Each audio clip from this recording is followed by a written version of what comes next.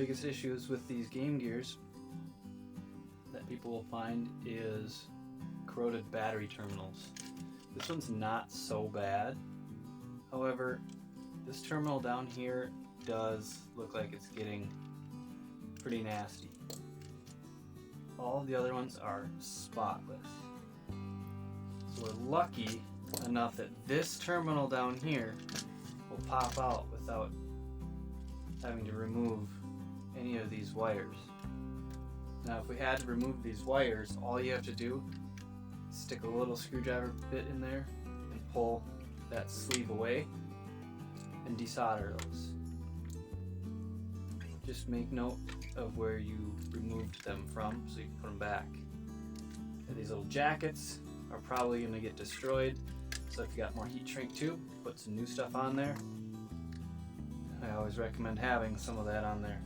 But for our case, all we have to do is remove this guy by pushing a clip behind there, and it's going to slide right out. Zoom in on that one.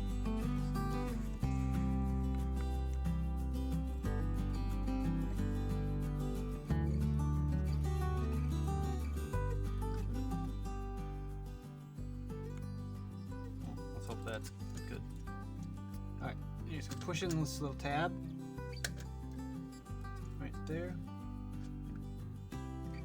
And then you just kind of push it down a little bit. Pops right out. Now that guy just has some corrosion that started to build on the spring. Take this back out here. What we're going to do is just set that in a little cup. I got a little metal cup here. Then we're going to spray it with some contact cleaner.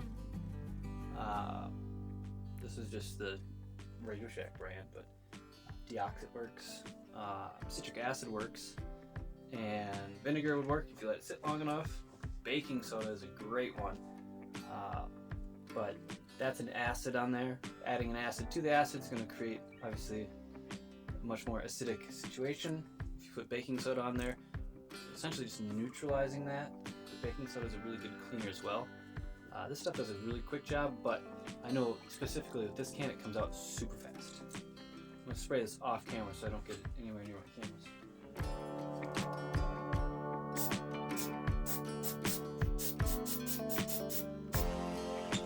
Okay, so right away you can see that it looks like it kind of foams up.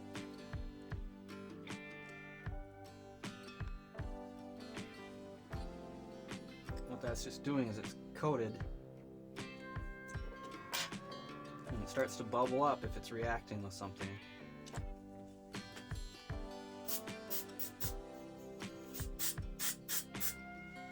I'm just going to shoot it with another dose. I'll let that hang out for a minute.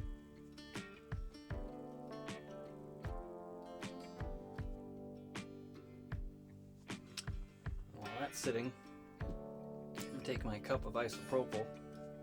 I just got a little bit in there, maybe a teaspoon or so. And what I'm going to do is kind of, without really touching it, I'm just going to try to, I don't want to touch that stuff with my fingers.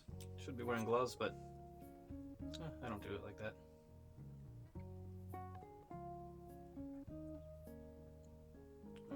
So lifting it out of that cup, you can see that a lot of that crap's already gone. And I'm just going to swirl it around in here.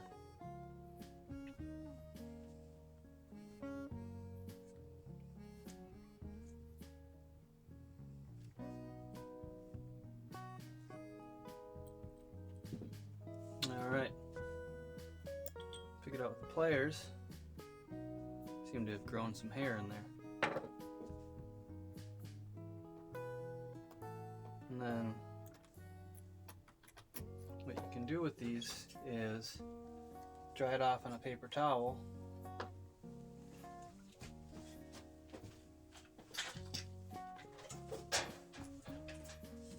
if you really want to be efficient, you can just blast it with a little bit of air.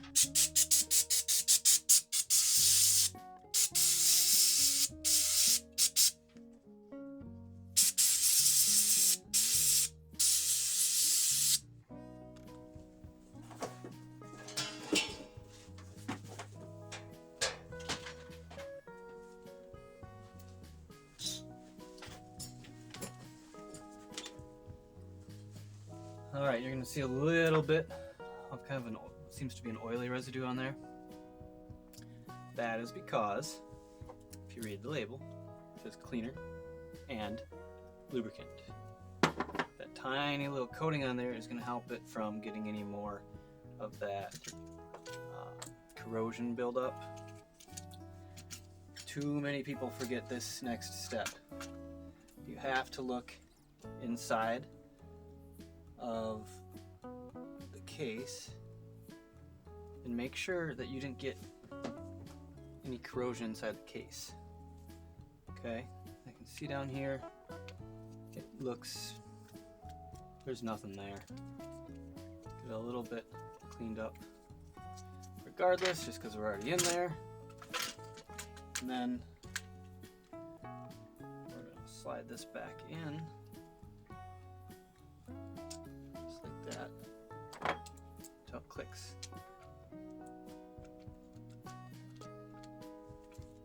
Alright.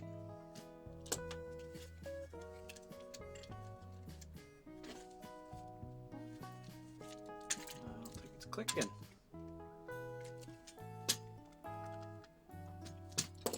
Ah, I see. So, bend that up a little bit so it got bent out just the tiniest bit. Go too far, you're gonna ruin it. And if you don't have a whole stock of these things like I do, I've got probably hundreds of them. You don't want to ruin them. So, push that in there, like so. Lose your screwdriver tip while you're doing it. Done. Okay, that terminal's good now. Everybody else is good. You do not have to worry about that one getting messed up anymore.